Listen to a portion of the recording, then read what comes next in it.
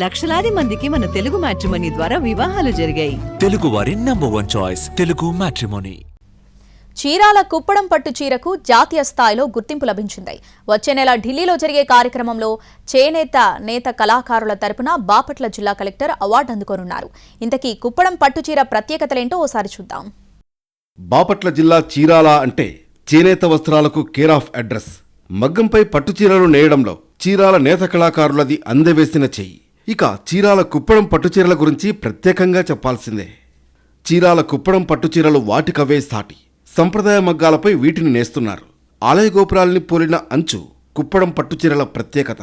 దీన్ని అత్యంత నైపుణ్యంతో నేయాల్సి ఉంటుంది. తమిళనాడు, కేరళలో కూడా కుప్పడం పట్టుచీరలను నేస్తున్నారు. కానీ అక్కడ అంచు కేవలం 1 అంగుళం మాత్రమే ఉంటుంది.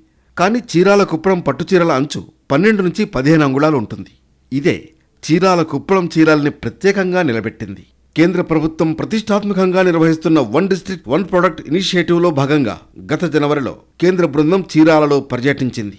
ఇష్దీప్, డాక్టర్ దివ్య డింగ్రా క్షేత్రస్థాయిలో చీరాల కుప్పడం చీరల్ని పరిశీలించారు. కలెక్టరేట్లో ఏర్పాటు చేసిన కుప్పడం చీరల ప్రదర్శనను తిలకించారు.